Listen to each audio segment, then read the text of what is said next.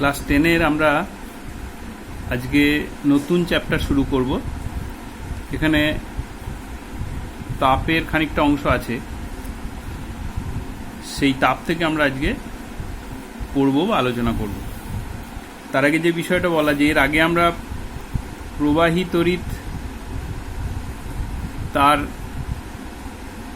বৈদ্যুতিক মোটর পর্যন্ত পড়েছি। যতটা পড়েছি ততটাকে ভালো করে তৈরি করতে হবে। আমি অনেক প্রশ্ন দিয়েছি, আরও বিভিন্ন টেক্সট বই বা সহায়িকা সেখানে প্রশ্ন আছে, সেগুলো তৈরি করতে হবে, আলোচনা করতে হবে। তো আমি তাপের অংশটা পড়িয়ে তারপর আবার প্রবাহী তড়িতের শেষ অংশটা পড়াবো। তাপের শেষের দিকে আছে তাপ পরিবহন। এই তাপ পরিবহন অংশটাই আমরা আজকে আলোচনা করব। তাপ পরিবহন তার ইংরেজি কি? Conduction of heat. প্রথমে এটা আলোচনা করছি কেন সেটা একটু বলে নিই। এই তাপ পরিবহনে শেষের দিকে দেখতে পাবো তাপ পরিবাহিতা বা তাপ পরিবাহিতাঙ্ক বলে একটা বিষয় আছে। সেটার সঙ্গে প্রবাহী তড়িতের যে ওহম সূত্র এবং তার থেকে রোধ ও রোধাঙ্কের যে ধারণা আমরা পেয়েছি তার মিল আছে, এবং সেই মিল দুটো নিয়ে এখানে পড়তে হবে। সেই জন্য আমরা তাপ পরিবহনের অংশটা আগে পড়াচ্ছি, তারপর এর প্রথম অংশটা পড়ব। তো আমরা প্রথমে বলি যে একটা জায়গা থেকে অন্য জায়গায় তাপ যাওয়া, এটাকে আমরা বলি তাপ সঞ্চালন।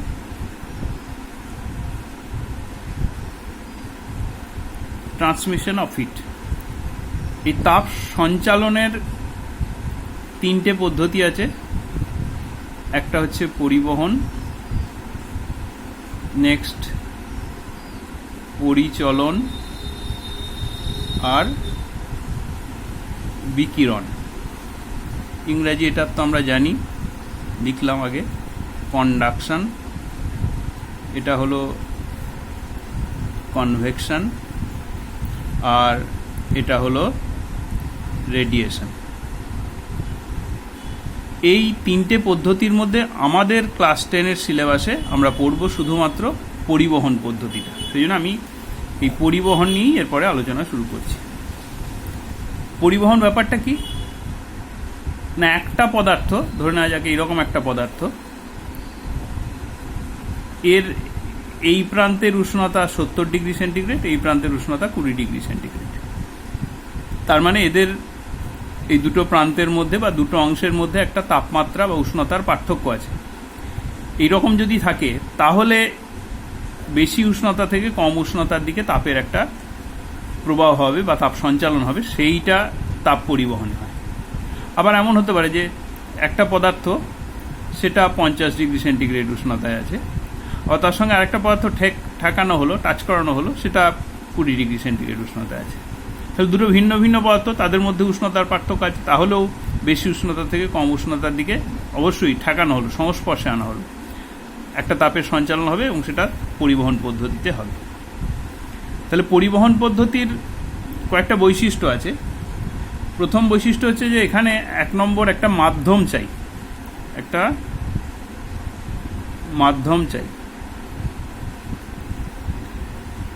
2 নম্বর, এই যে এখান থেকে এখানে তাপ গেল বা এই বস্তুটা থেকে এই বস্তুটাতে তাপ গেল, আমরা অনেক সময় হয় যে আমরা একটা হট ওয়াটার ব্যাগ আমাদের গায়ে সেঁক নেওয়ার জন্য নিই। তা হট ওয়াটার ব্যাগেতে গরম জল থাকে, তাহলে সেটার উষ্ণতা বেশি থাকে, সেটা আমাদের গায়ে টাচ করালে, আমাদের গায়ে ঠেকালে আমাদের গায়ের উষ্ণতা কম, শরীরের উষ্ণতা কম, তখন সেখান থেকে আমাদের শরীরে তাপ আসে এবং সেঁক নেওয়ার যে কাজ সেটা হয়। তো এখানে যে বিষয়টা বলার সেটা হচ্ছে যে একটা মাধ্যম যেমন থাকবে, সেরকম একটা মাধ্যমের কণাগুলোর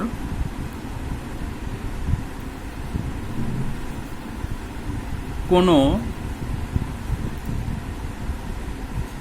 বাস্তব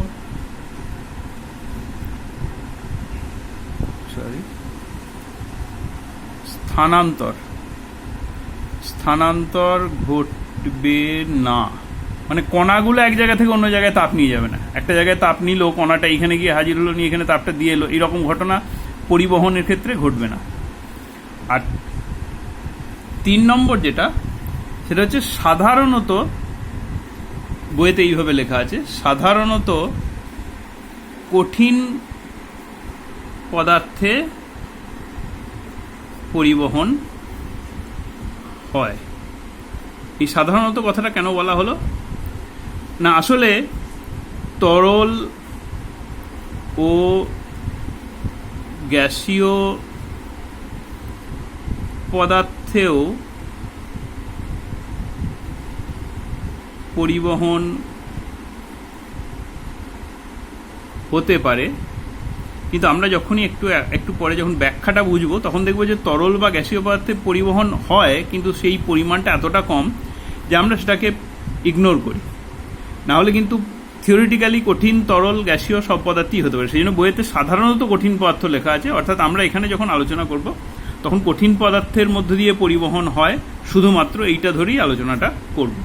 আবার বলছি, কিন্তু তরল বা গ্যাসীয় পদার্থেও পরিবহন হতে পারে, কিন্তু পরিবহনের যে পদ্ধতিটা, ফিজিক্সটা, সেইটা যদি আমরা ব্যাখ্যা করি তাহলে দেখব কঠিন পদার্থের মধ্যেই পরিবহন পদ্ধতিতে তাপ সঞ্চালনের বিষয়টা অনেক বেশি ঘটে। তো আমরা এইবার ব্যাখ্যাটা দেওয়ার চেষ্টা করি, খুব ছোট্ট ব্যাখ্যা, আমাদের ক্লাস 10-এ যেভাবে ব্যাখ্যা দেওয়া আছে।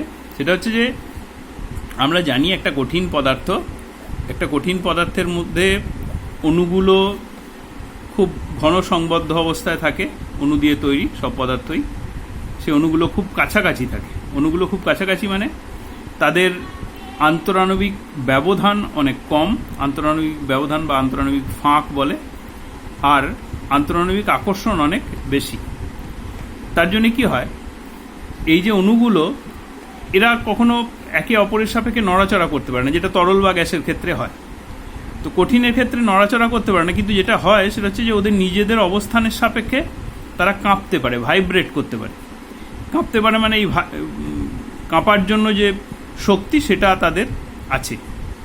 এইবার কোথাও একটা উষ্ণতা বেশি, ধরে নেওয়া যাক 50 ডিগ্রি সেন্টিগ্রেড, তো সেইখানকার বেশি উষ্ণতা থাকার জন্য এখানকার যে অণুগুলো সেগুলো বেশি শক্তি পেল, এবং এই শক্তিগুলো ধরে নেওয়া যাক এই দিকটার 20 ডিগ্রি সেন্টিগ্রেড, এই অণুগুলোর বেশি বিস্তার নিয়ে কাঁপতে শুরু করলো। এই বিস্তার নিয়ে কাঁপাটা অণুগুলোর কম্পনগুলোকে বইতে দেখবি চাঞ্চল্য বলে একটা কথা আছে, যেটাকে ইংরেজিতে বলে ডিস্টারবেন্স। তো এই যে কম্পনটা, এটা তাহলে খুব কাছাকাছি থাকার জন্য পাশের যে অণুটা বা পাশের যে কণাটা সেখানে স্থানান্তরিত হলো, সেখানে গেল, সে আবার কাঁপলো, সেটা আবার পাশের কণাতে গেল। এইভাবে শক্তিটা একটা জায়গা থেকে একটা জায়গায় ট্রান্সফার্ড হয়। এইটা কোথায় সব থেকে বেশি সহজভাবে হওয়া সম্ভব? আমরা কোয়াইট অবভিয়াস রিজন, স্পষ্টতই আমরা বুঝতে পারছি কঠিন পদার্থ হয়, কারণ কঠিন পদার্থের কণাগুলো খুব কাছাকাছি থাকে এবং তারা শুধু নিজেদের অবস্থানের সাপেক্ষে তারা নড়াচড়া করতে পারে। যেটা তরল বা গ্যাসীয় পদার্থে কী হয়, কণাগুলো এক জায়গা থেকে অন্য জায়গায় যায় এবং তাদের মধ্যেও ধাক্কাধাক্কি হয়, কিন্তু সেটার সম্ভাবনা তরল বা গ্যাসীয় পদার্থের ক্ষেত্রে কঠিনের থেকে অনেকটা কম। সেই জন্য পরিবহন পদ্ধতিতে তাপ সঞ্চালনটা বইতে বলা আছে সাধারণত কঠিন পদার্থে, এই কথাটা দেখবি লেখা আছে। তাহলে কণাগুলোর যেখানে বেশি তাপ বা যেখানে বেশি উষ্ণতা, সেখানকার কণাগুলোর বেশি বিস্তার নিয়ে কম্পন, তাদের যে চাঞ্চল্য, তাদের যে ডিস্টারবেন্স, সেটা পাশের কণাতে, সেটা তার পাশের কণাতে, সেটা তার পাশের কণাতে, কারণ এখানে কণাগুলো খুব কাছাকাছি আছে। এইভাবে তাপটা, অর্থাৎ শক্তিটা এক জায়গা থেকে অন্য জায়গায় সঞ্চালিত হয়। এইটা কঠিন পদার্থের ক্ষেত্রে ঘটে এবং পরিবহন পদ্ধতিতে ঘটে। আর একটা বিষয়, এখানে মুক্ত ইলেকট্রন, তাহলে এখানে প্রথমে এইটা লেখা যেতে পারে যে কণাগুলোর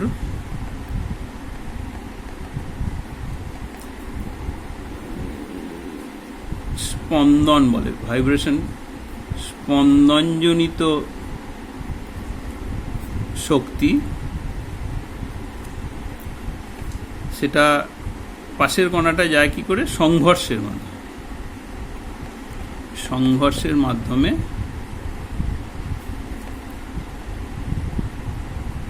অন্য কণায় স্থানান্তরিত হয়। এইভাবে পরিবহন পদ্ধতিতে তাপ সঞ্চালিত হয়। সেই জন্য এখানে মাধ্যম লাগে, মাধ্যম ছাড়াই পরিবহন পদ্ধতিতে তাপ সঞ্চালিত হবে না। আর কণাগুলোর কোনো বাস্তব, কণাগুলো কিন্তু নিজের জায়গাতেই কাঁপে, কণাগুলো সরে তাপ দিয়ে এলো, তারপর আবার ঠান্ডা হয়ে এলো, আবার তাপ নিয়ে গেলো, এই ঘটনাটা ঘটবে না। আর কঠিন পদার্থের কথা আমি বারবারই বলেছি। এছাড়া এখানে মুক্ত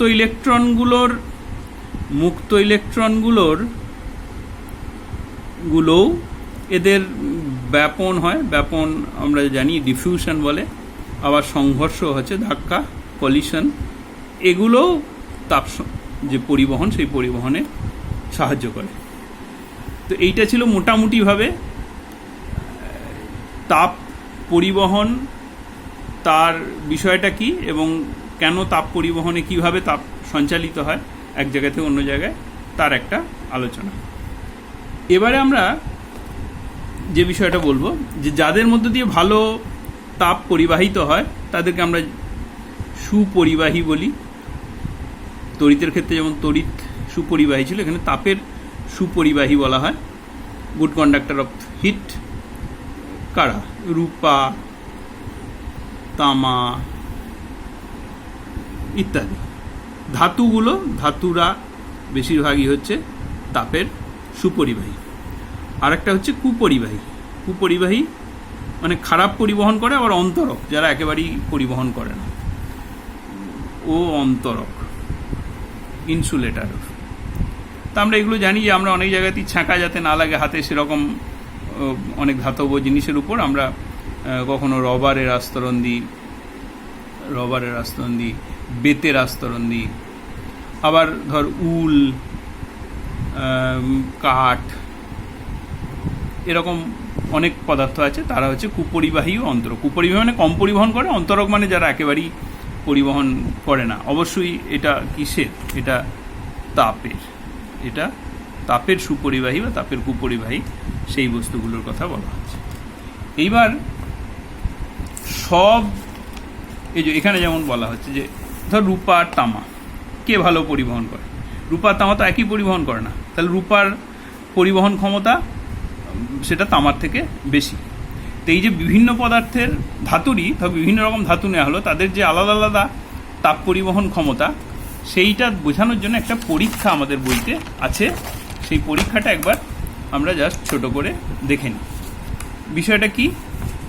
এই পরীক্ষাটা দুজন ভদ্রলোক করেছিলেন, ইঞ্জেন হজ। তো ইঞ্জেন এবং হজের পরীক্ষা, আমি বই থেকে ছবিটা দেখাচ্ছি। এই ছবিটা এঁকে আমার অনেকটা সময় চলে যাবে, সেই জন্য এই ছবিটা আমরা দেখতে পাচ্ছি। এই ছবিটাতে আমি দেখতে পাচ্ছি যে এখানে একটা পাত্র আছে, এইটা হলো পাত্রটার ভিতরে ফুটন্ত জল আছে।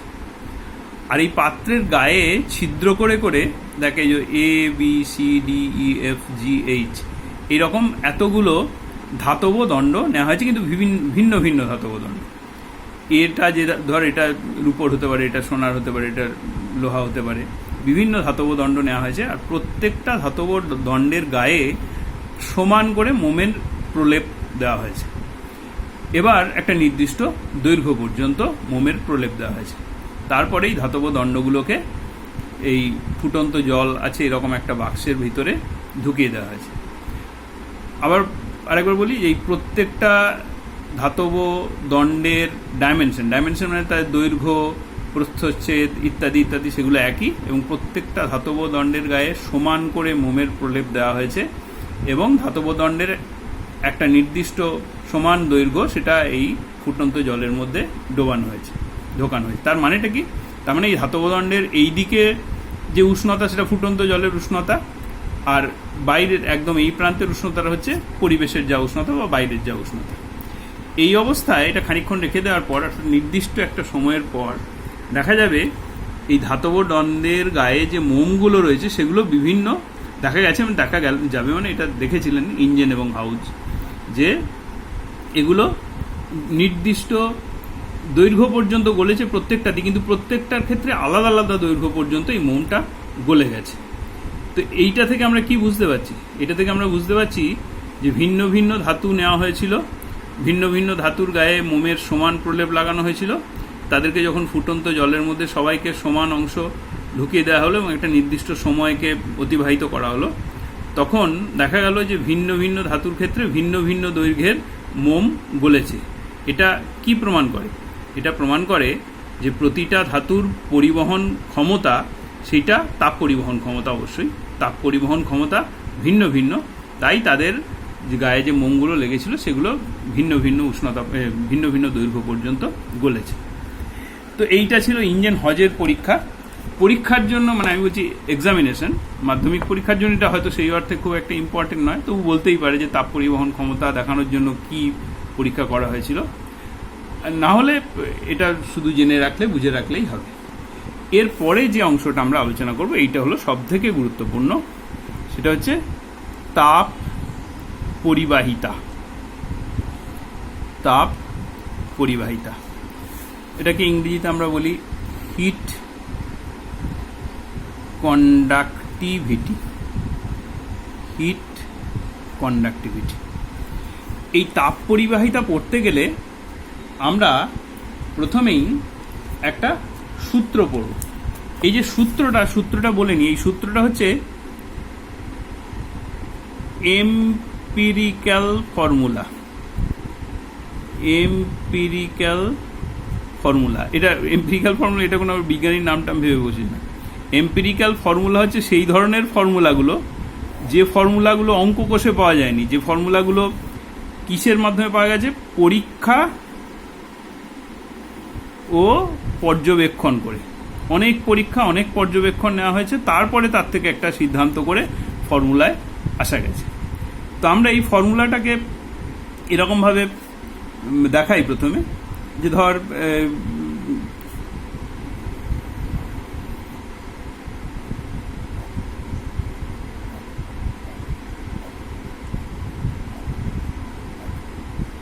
এটা বোঝা যাচ্ছে নাকি না, দেখ যে এই যে আমি একটা ঘনক নয়, আয়ত ঘন ভাব, এটাকে যে এই দিক থেকে তাপ যাচ্ছে আর এই দিক থেকে তাপ বেরোচ্ছে। তাহলে এই যে এইটা হলো ব্যাপারটা, যে কোনো একটা বই যদি আমরা নিই, তাহলে এই রকম ব্যাপারটা, যে এইটা হলো প্রস্থচ্ছেদের ক্ষেত্রফল, এইটা হলো থিকনেস, বেদ, এই ব্যাপারটা যেন মাথায় থাকে, মানে 3 ডাইমেনশনালি ব্যাপারটা কীরকম সেই ব্যাপারটা যেন মাথায় থাকে। তো সেইটা দেখানোর চেষ্টা করেছি এখানে, যে এই রকম একটা ধাতব পদার্থ নিয়েছি, যার এই প্রান্তের উষ্ণতা হচ্ছে θ1 আর এই প্রান্তের উষ্ণতা হচ্ছে θ2। এখানে তাপ পরিবহন হচ্ছে θ1 থেকে θ2-র দিকে, অর্থাৎ θ1 গ্রেটার দ্যান θ2। এই দিকটার উষ্ণতা বেশি, এই দিকটার উষ্ণতা কম, তাহলে এই দিক থেকে এইদিকে তাপ পরিবাহিত হচ্ছে। কিন্তু এইখানে প্রথমেই যে কথাটা বলে নেওয়া ভালো, সেটা হচ্ছে যে এখানে একটা কন্ডিশন, আমরা একটা বিষয় ধরে নিয়েছি, এটা এখানে আমাদের ক্লাস 10-এ আলোচনা করার খুব বেশি সুযোগ নেই, যে আমরা এই জিনিসটা করছি এইরকম ভেবে যে এখানে যতটা তাপ এই প্রান্তে আসছে ঠিক ততটা তাপই এই প্রান্ত দিয়ে বেরিয়ে যাচ্ছে, পরিবাহিত হয়ে যাচ্ছে। অর্থাৎ কোনো তাপ এই বস্তুটাকে উষ্ণ করার জন্য ব্যয়িত হচ্ছে না, বা এর গা দিয়ে কোনো বিকিরণ পদ্ধতিতে কোনো তাপ বেরিয়ে যাচ্ছে না। আবার বলছি যে এই প্রান্তে যতটা তাপ এলো এই প্রান্ত দিয়ে ঠিক ততটা তাপই বেরিয়ে চলে গেল। এই ঘটনাটা কিন্তু খুব ইম্পর্টেন্ট। এই অবস্থাটাকে বলা হয়, এইরকম কন্ডিশনটাকে বলা হয়, ইংরেজিতে বলি স্টেডি স্টেট। ইংরেজিতে এটাকে বলা হয় স্টেডি স্টেট, আর বাংলাতে এটাকে বলা হয় স্থির অবস্থা। আরেকবার রিপিট করছি, যে এখানে এই প্রান্তে যতটা তাপ এলো এই প্রান্ত দিয়ে ঠিক ততটা তাপই বেরিয়ে গেল, এইরকম যদি ঘটনা ঘটে তবেই আমরা এরপরে যে সূত্রগুলোর কথা বলবো সেইটা বলতে পারবো আর কি। আর কোনো তাপ এই বস্তুটার উষ্ণতা বৃদ্ধিতে কাজে লাগছে না, আর বিকিরণ পদ্ধতিতে কোনো তাপ এখান দিয়ে বেরিয়ে যাচ্ছে না, পুরো তাপটা এখানে আসছে, পরিবাহিত হয়ে অন্য পৃষ্ঠ দিয়ে বেরিয়ে যাচ্ছে। এইটা হচ্ছে বিষয়টা। প্রথম তাপমাত্রার কথা বলেছি, এখানে সময়, সেটাকে টি বলবো, সময়টাকে টি বলবো, টি সময়, সেই জন্য তাপমাত্রাটাকে আমরা টি দিয়ে প্রকাশ করিনি, θ1 এবং θ2 দিয়ে প্রকাশ করেছি, তাহলে টি এর সঙ্গে কনফিউশন হবে। আর এই যে প্রস্থচ্ছেদের ক্ষেত্রফল, এই প্রস্থচ্ছেদের ক্ষেত্রফলটা হচ্ছে এ, আর এই থিকনেসটা বেদ, এটাকে আমরা বলছি ডি, ছোট হাতের ডি। বোঝা গেল? ছোট হাতের ডি এটা হলো বেদ, আর এ হচ্ছে প্রস্থচ্ছেদের ক্ষেত্রফল বা প্রস্থচ্ছেদ, যাই বলিস, প্রস্থচ্ছেদের ক্ষেত্রফল, এটা প্রস্থচ্ছেদও বলা হয়। আর টি সময় ধরে তাপ প্রবাহিত হচ্ছে, আর θ1 আর θ2 হচ্ছে দুদিকের উষ্ণতা, এদিকের উষ্ণতা বেশি, এদিকের উষ্ণতা কম, তাহলে এই দিক থেকে এদিকে তাপ পরিবাহিত হচ্ছে। এবার এই যে বলছিলাম, এই যে ফর্মুলাটা এবার বলবো, সেটা এম্পিরিক্যাল ফর্মুলা, মানে কোনো অঙ্ক কোষে নিয়ে এই ফর্মুলাটা এসে হাজির হলাম এরকম নয়। এই পরীক্ষাটা বারবার করা হয়েছে এবং তার থেকে পর্যবেক্ষণ করে এই ফর্মুলাটা পাওয়া গেছে। সেই জন্য এদেরকে বলা হয়, এই ধরনের অনেক ফর্মুলাই আছে বিজ্ঞানে, তাদেরকে বলা হয় এম্পিরিক্যাল ফর্মুলা। এবার এম্পিরিক্যাল ফর্মুলা হওয়া সত্ত্বেও আমি যে বিষয়গুলো বলবো দেখ, সেগুলো কোয়াইট অবভিয়াস, মানে স্পষ্টতই এগুলো হয়। প্রথম হচ্ছে, এবার এই দিক থেকে এইদিকে কতটা তাপ যাচ্ছে, আমি যাচ্ছি তাপের পরিমাণ, সেটা হচ্ছে কিউ। এই তাপের পরিমাণটা খুব পরিষ্কার, যেটা উষ্ণতার পার্থক্যের সঙ্গে সমানুপাতিক। θ1 মাইনাস θ2 এটার সঙ্গে সমানুপাতিক। এই দিকটা যদি 100 ডিগ্রি সেন্টিগ্রেড, এই দিকটা 20 ডিগ্রি সেন্টিগ্রেড, তাহলে উষ্ণতার পার্থক্য 80 ডিগ্রি। আর একবার এই দিকটা 100 ডিগ্রি সেন্টিগ্রেড, এই দিকটা 70 ডিগ্রি সেন্টিগ্রেড, তাহলে উষ্ণতার পার্থক্য 30 ডিগ্রি। খুব পরিষ্কার বোঝা যাচ্ছে যে যখন উষ্ণতার পার্থক্য বেশি, তখন বেশি তাপ এদিক থেকে এদিকে যাবে। 2 নম্বর, এটা এই যে প্রস্থচ্ছেদের ক্ষেত্রফল, এই যে আমি একটা বই নিয়ে দেখাচ্ছিলাম, এই যে প্রস্থচ্ছেদের ক্ষেত্রফল, এই প্রস্থচ্ছেদের ক্ষেত্রফলটা যদি বেশি হয়, তাহলে বেশি তাপ এদিক থেকে এদিকে যাবে। তাহলে দ্বিতীয় যেটা, সেটা যে প্রস্থচ্ছেদের ক্ষেত্রফলের সঙ্গে সমানুপাতিক। 3 নম্বর যেটা, যে সময় বেশি হলে বেশি তাপ পরিবাহিত হবে, তাহলে এটা সময়ের সঙ্গেও সমানুপাতিক। আর এটা যতটা মোটা হবে, থিকনেস যত বেশি হবে, তত কম তাপ এদিক থেকে এদিকে যাবে, তাহলে থিকনেস বা বেধের সঙ্গে এটা ব্যস্তানুপাতিক। তাহলে এইটা হলো সূত্রগুলো, যে পরিবাহিত তাপ উষ্ণতার পার্থক্যের সঙ্গে সমানুপাতিক, প্রস্থচ্ছেদের ক্ষেত্রফলের সঙ্গে সমানুপাতিক, সময়ের সঙ্গে সমানুপাতিক, এবং বেধের সঙ্গে ব্যস্তানুপাতিক। তো এইগুলোকে যদি আমরা এখন ক্লাস 10-এ তো আমরা ভেরিয়েশন পড়ছি, ভেদ পড়ছি, তাহলে এইগুলোকে যদি আমরা একসঙ্গে করি, তাহলে কি হবে? কিউ সমানুপাতিক, এরমভাবে লিখি, এ θ1 মাইনাস θ2, এটা হলো টি ডিভাইডেড বাই ডি। এইটা হলো এই তাপ পরিবহন সংক্রান্ত যে সূত্র আমরা পড়ছি, সেটা রূপটা। এটাকে সমান করলে হয়, এগুলো নিয়ে আমি অনেক কথা বলছি না। এখানে একটা ধ্রুবক গুণ করতে হবে, এই ধ্রুবকটাকে আমরা বলছি কে। এটা নিয়ে একটু বেশি কথা বলবো একটু পরে। θ1 minus θ2 into t divided by d. তাহলে এইটা হলো পরিবাহিত তাপের ফর্মুলা। আর এখানে এই যে কে, এইটাকে বলা হয় হিট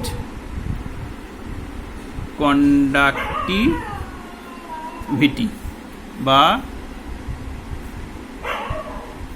তাপ পরিবাহিতা।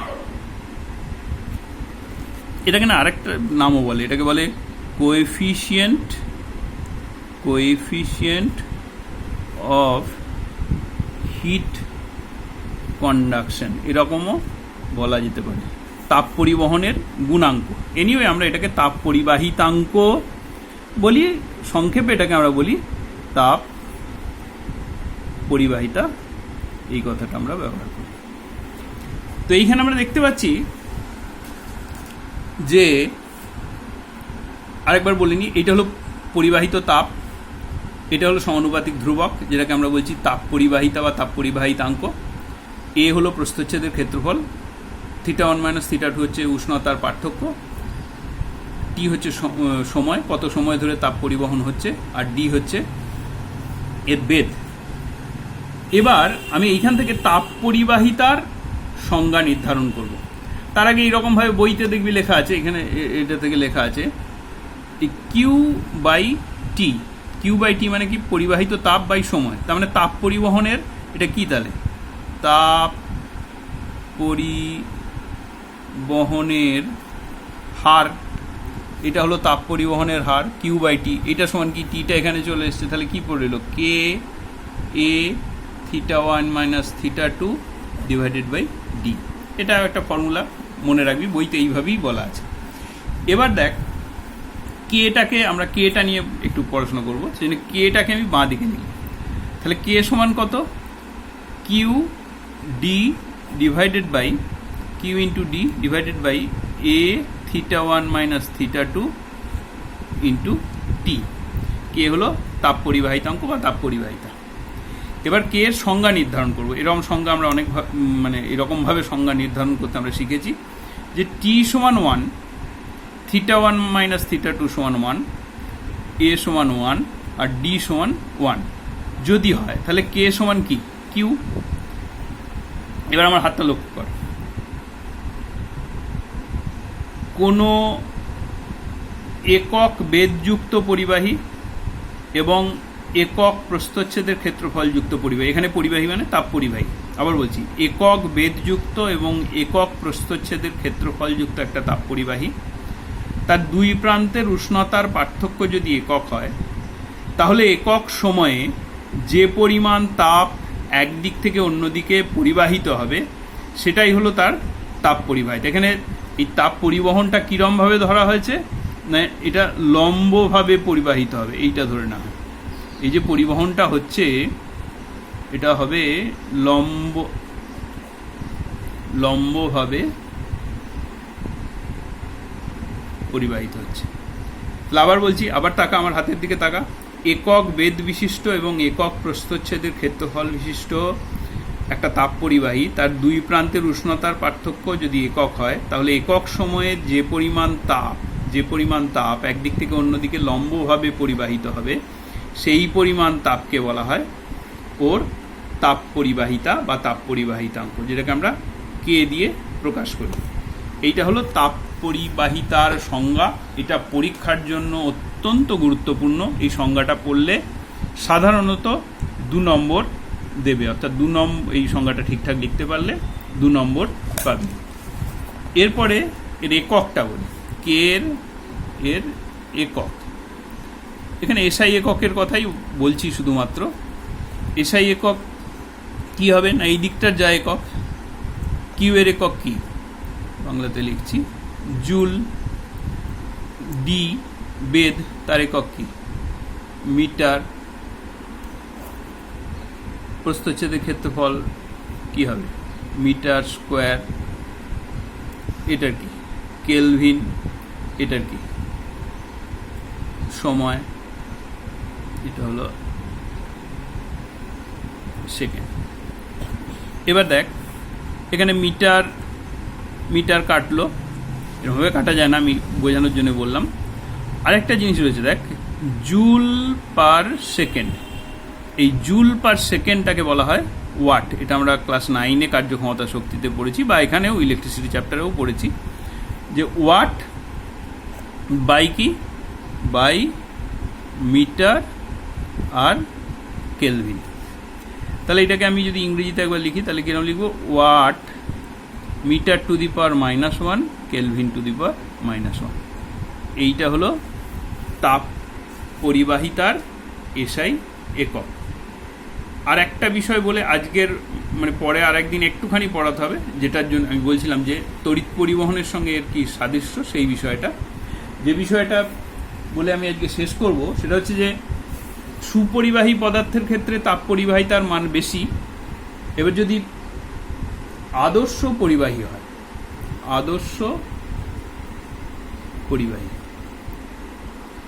পরিবাহীর ক্ষেত্রে কে হচ্ছে ইনফিনিটি।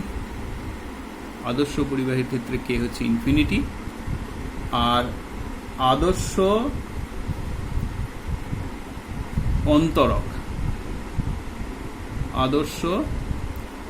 অন্তরক তার ক্ষেত্রে কে হচ্ছে 0। এটা পরীক্ষাতে আসতে পারে, 1 নম্বরের প্রশ্ন বা এমসিকিউ কোনো একটা জায়গাতে। এইটা বলে এই তাপের পরিবহনের প্রথম অংশটা শেষ করছি। নেক্সট দিন আমরা এই তাপ পরিবহনের বা তাপ পরিবাহিতা, তার সঙ্গে তড়িৎ পরিবাহিতা, ওহম সূত্র, তার সঙ্গে একটা সিমিলারিটি আছে, সেই নিয়ে অল্প কিছু কথা আছে, সেইটা বলবো। সেটা ছোট একটা ক্লাস হবে।